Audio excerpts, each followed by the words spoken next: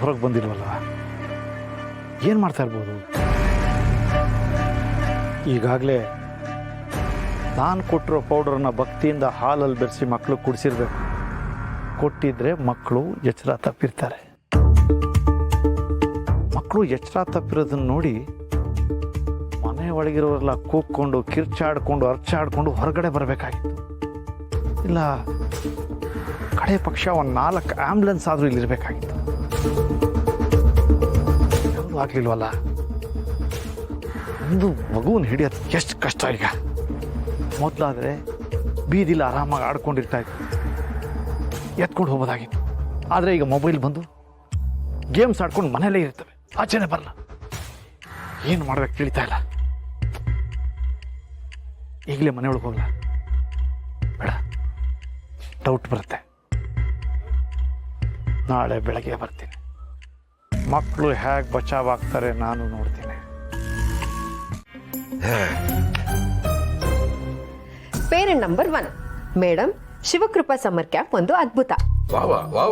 ಇದುವರೆಗೂ ನಮ್ಮ ಮಕ್ಕಳನ್ನ ಬೇರೆ ಸಮ್ಮರ್ ಕ್ಯಾಂಪ್ ಸೇರಿಸ್ತಿದ್ವಿ, ಆದ್ರೆ ಇನ್ ಮುಂದೆ ಒಂದೇ ಆ ಸಮ್ಮರ್ ಕ್ಯಾಂಪ್ ನಿಮ್ದೆ. ಇದು ಕುಮಾರ್ ಅಂತಾರಿ ಒಬ್ರು ಪೇರೆಂಟ್ ಕಳ್ಸಿರೋದು.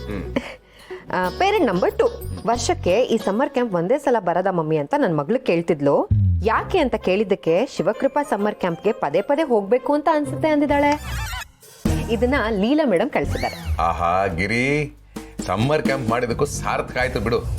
ಜನ ಇಷ್ಟು ಕಮ್ಮಿ ಟೈಮಲ್ಲಿ ಇಷ್ಟೊಂದು ಪ್ರೀತಿ ತೋರಿಸ್ತಿದ್ದಾರೆ ಅಂದ್ರೆ it's really great. Parent number 3 ಏನ್ ಹೇಳಿದ್ದಾರೆ? ಮೇಡಮ್, ನಿಮ್ಗೊಂದು ರಿಕ್ವೆಸ್ಟ್.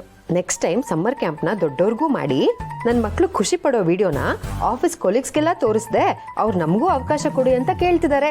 ಆಹಾ, ವಾಟ್ ಎನ್ ಐಡಿಯಾ ಗಿರಿ.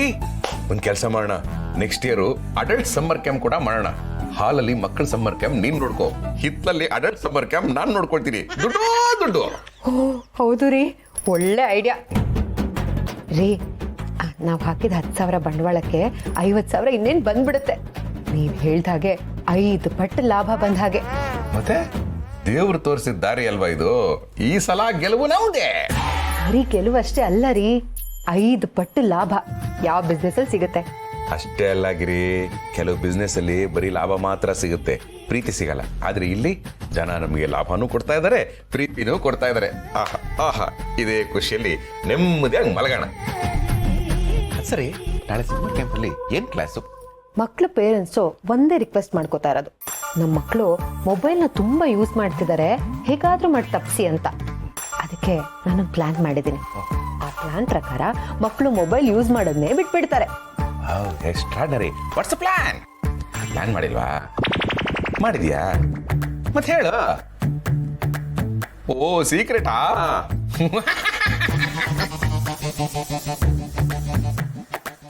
ಮಕ್ಕಳು ಮೊಬೈಲ್ ಬಳಸೋದನ್ನ ಕಡಿಮೆ ಮಾಡಿಸೋದಲ್ಲ, ಪೂರ್ತಿಯಾಗಿ ನಿಲ್ಸೇ ಬಿಡಬೇಕು. ಎಷ್ಟೋ ಜನ ಮಕ್ಕಳು ಮೊಬೈಲ್ನ ನೋಡಿ ನೋಡಿ ಸೋಡಾ ಬುಡ್ಡಿ ಆಗ್ಬಿಟ್ಟಿದ್ದಾರೆ. ನಾನು ಅದನ್ನೇ ಯೋಚನೆ ಮಾಡ್ತಿದ್ದೀನಿ ಕಣ. ಹೇಗೆ ಬಿಡಿಸ್ತೀಯಾ? ಈಗಿನ ಕಾಲದಲ್ಲಿ ಪೇರೆಂಟ್ಸೇ ಮಕ್ಕಳು ಬೇಗ ಊಟ ಮಾಡಲಿ, ಅಳೋದನ್ನ ನಿಲ್ಲಿಸ್ಲಿ, ಅವ್ರು ಫ್ರೀಯಾಗಿರ್ಬೇಕು ಅಂತ ಅವರೇ ಮೊಬೈಲ್ನ ಕೊಡ್ತಾರೆ. ಮಕ್ಕಳು ಅದನ್ನೇ ಅಭ್ಯಾಸ ಮಾಡಿಕೊಂಡು ಯೂಸ್ ಮಾಡ್ತಾರೆ, ಆಮೇಲೆ ಮೊಬೈಲ್ ಯೂಸ್ ಮಾಡ್ತಾರೆ ಅಂತ ಅವರಿಗೆ ಬೈತಾರೆ. ಆದರೆ ಗೌರಿ, ಮಕ್ಕಳು ಹುಟ್ತಾನೆ ಏನೂ ಕಲಿಯಲ್ಲ ಕಣೆ. ದೊಡ್ಡವ್ರನ್ನ ನೋಡ್ತಾ ನೋಡ್ತಾ ಕಲಿತಾರೆ. ದೊಡ್ಡವ್ರ ಮೊಬೈಲ್ ಮುಟ್ಟಿದ್ರೆ ಮಕ್ಕಳು ಮುಟ್ತಾರೆ, ದೊಡ್ಡವ್ರ ಅಭ್ಯಾಸನ ಬಿಟ್ಬಿಟ್ರೆ ಮಕ್ಕಳು ಬಿಟ್ಬಿಡ್ತಾರೆ ಅಷ್ಟೇ. ನೀನು ಹೇಳೋದು ಕರೆಕ್ಟೇ. ಆದರೆ ಸಮ್ಮರ್ ಕ್ಯಾಂಪಿಗೆ ಬಂದಿರೋ ಮಕ್ಕಳಲ್ಲಿ ಆ ವಿಠಲ್ ಅವ್ರ ಮಗ ಇದ್ದಾನಲ್ಲ, ಅವ್ನು ಯಾವಾಗ ನೋಡಿದ್ರು ಮೊಬೈಲ್ ಇಟ್ಕೊಂಡೇ ಕೂತಿರ್ತಾನೆ. ಅದರಿಂದ ಬೇರೆ ಮಕ್ಕಳು ಮೊಬೈಲ್ಗೆ ಅಡಿಕ್ಟ್ ಆಗಿಬಿಟ್ಟಿದ್ದಾರೆ. ಅದಕ್ಕೂ ನನ್ನ ಹತ್ರ ಒಂದು ಪ್ಲಾನ್ ಇದೆ, ಅಲ್ಲಿ ನೋಡು. ಅದರಲ್ಲಿ ಕತೆ ಬುಕ್ಸ್ ಇವೆ. ಮಕ್ಕಳು ಇದನ್ನ ಓದೋದಕ್ಕೆ ಶುರು ಮಾಡಿದ್ರೆ ಮೊಬೈಲ್ ಬಗ್ಗೆ ಇಂಟ್ರೆಸ್ಟ್ ತಾನಾಗೆ ಕಡಿಮೆ ಆಗುತ್ತೆ. ಒಳ್ಳೆ ಐಡಿಯಾ. ಮಕ್ಕಳ ಬನ್ನಿ ಇಲ್ಲಿ.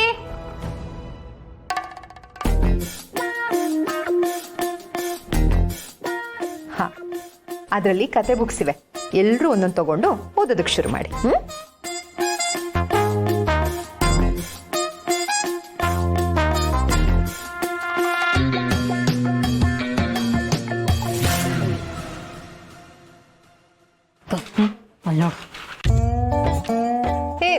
ವಿಠಲ್ ಅವ್ರ ಮಗನೇ,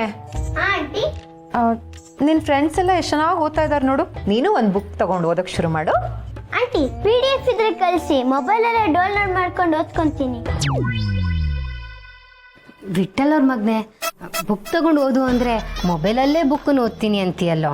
ಪೇಪರ್ನ ಪ್ರಿಪೇರ್ ಮಾಡ್ಬೇಕಂದ್ರೆ ಟ್ರೀಸ್ನೆಲ್ಲ ಕಟ್ ಮಾಡ್ಬೇಕು, ಅದಕ್ಕೆ ನಾನು ಮೊಬೈಲಲ್ಲೇ ಓದ್ಕೊಂತೀನಿ. ಅಂಡ್ ಮೊಬೈಲ್ ಬ್ರೈಟ್ನೆಸ್ ಕಮ್ಮಿ ಇಟ್ಕೊಂಡು ನೋಡುವಾಗ ಕಣ್ಣಿಗೂ ಏನೂ ಆಗಲ್ಲ.